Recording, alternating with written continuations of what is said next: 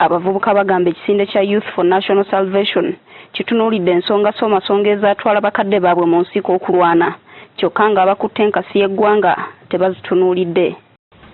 Twagala ezo ensonga bakadde baffe ze baafiirira. Twagala ensonga ezo ze tuwulira nti ze ensonga ez'ekkowe eza NRM, ensonga ze tuwulira nti ze ensonga ez'omugundu, ezo bakadde baffe ze baafiirira.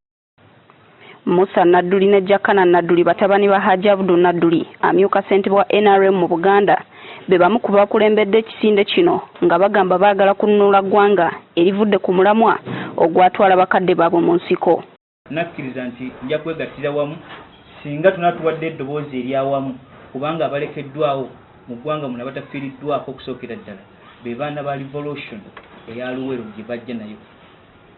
Lwaki ze okujjayo abo abantu abalina ensonga ezibanyiga, abo abawulira nti bali victimized ne revolution eno yaffe twabagi owuninga era ekitukozeseza kino kuvaayo na ddoboozi lyawamu kulaba nga owuninga ekyo bakadde baffe kye baafiirira.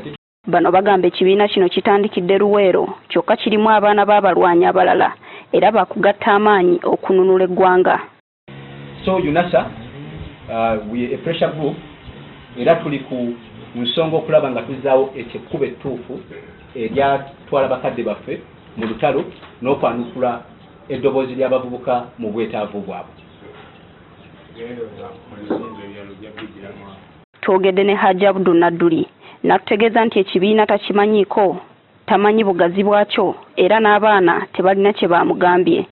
Kikyali kyabwe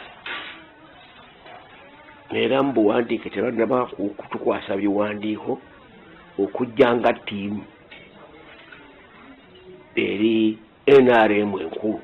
Nadduli kyokka agamba ensonga z'ekibiina kino ntuufu kubanga ebigenda mu maaso mu ggwanga si bye byabatwala mu nsiko. Abataali mu bubbi ate baafuuka ababbi, abataali bakumpanya baafuuka abakumpanya kubanga mu kubayingiza buli omu ambitions z'okuleeta emirembe mu ggwanga kwamuleeta naye kati tukoze security omutima gwe gulowooza gutya. Carlton Scovia Nakamya, NTV.